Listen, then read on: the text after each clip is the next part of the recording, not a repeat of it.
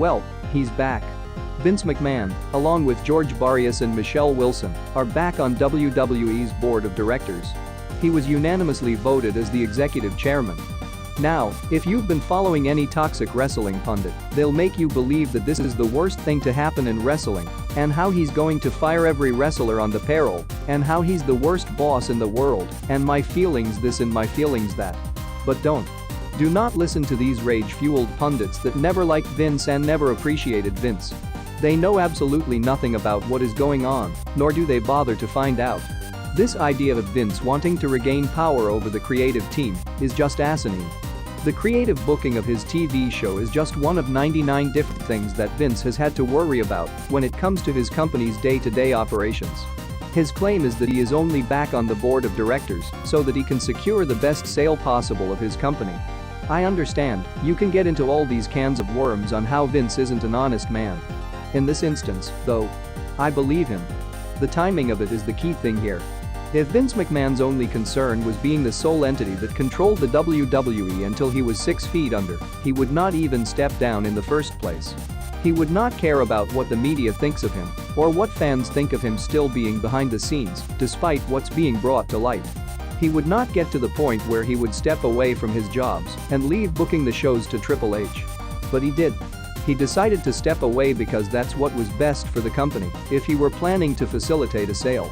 So he feels like him, George Barrios, Michelle Wilson, Nick Khan, and JP Morgan need to be the ones to negotiate with other companies because he wants to get the best deal, the most money, whatever.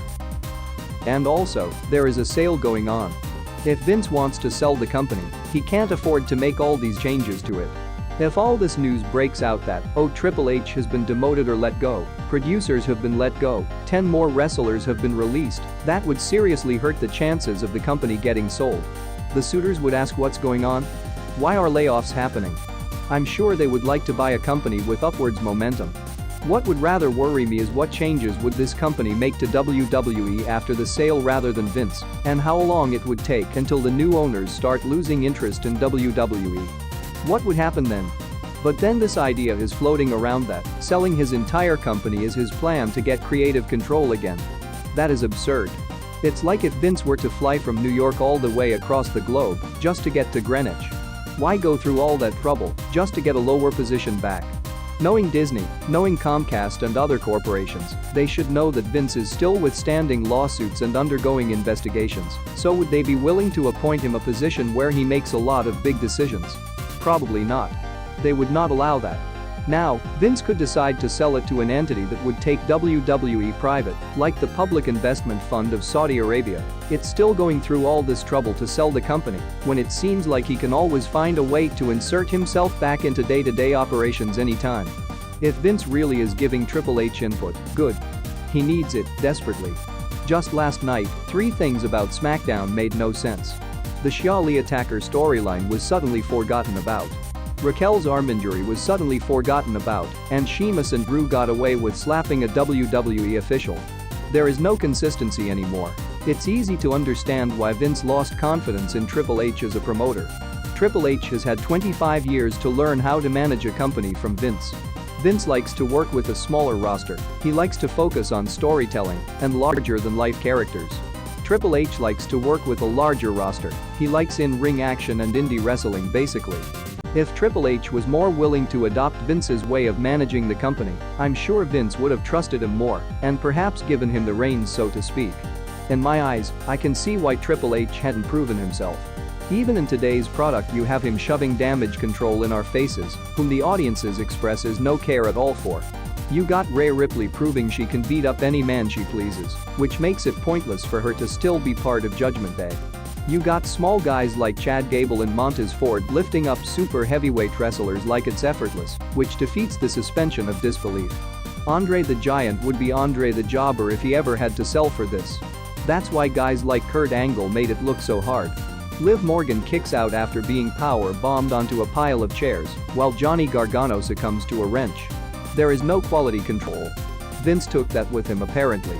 But going back to when Triple H was in charge of NXT, every male wrestler is an indie darling, every female wrestler is goth or a punk, and he is not a creative person, overall. Vince has to be the one to mold characters like Seth Rollins and Sami Zayn in order to find that value. That's why Vince decided to cut so many people before Triple H went and rehired them back. Vince would rather pen several ideas for each wrestler than one idea for many wrestlers. That's how he's gotten so much mileage out of The Undertaker, or Shawn Michaels, or The Rock. Do I agree with everything Vince does? No. I don't agree with many decisions of his. The renaming of wrestlers. Firing Karrion Kross. Keeping Ronda Rousey a babyface. Making Sonya Deville a GM. I am not ashamed to say that he lost his touch. He's not the creative that used to be, and he should know it. But rather than hand the company over to a man that isn't willing to top Vince at his own game, he'll just cash out to one of these larger corporations. Vince has had this company for over 40 years.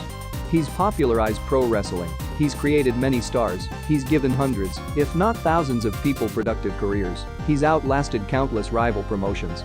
So why isn't Vince entitled to decide who is going to own his company?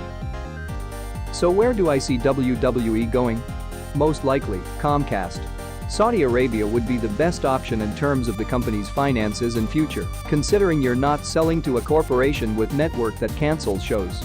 The irony is that many fans would rather see the company sold to China sympathizers, which is funny. I'll leave it at that. Can the Khans buy WWE? No. Shahid Khan has a net worth of about $7 billion, so he would have to give up a lot, plus Vince would obviously say no if Tony would be in charge of it. Disney's the company where I would see the most creative changes to the programming, for the worse of course. So, if you were to pull a gun on me for an answer to who is going to buy WWE, I'd say Comcast. This is hands down the company most likely to purchase WWE. Anybody that says that NBC doesn't want to work with Vince after they've worked with him for over 20 to 30 years now is a fool. They have been very loyal to WWE, starting with Saturday night's main event on NBC. To this day, NBC has been very loyal to WWE. Whenever WWE would sign a TV deal with a competitor, they're always welcomed back with open arms. I've read reports that they want WWE as part of their Universal theme parks. They were the ones that actually made 3-hour Raws permanent, let's not forget.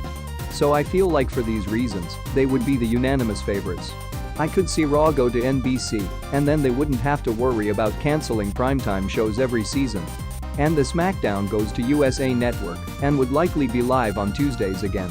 NXT would move to a different night. So what happens after the sale?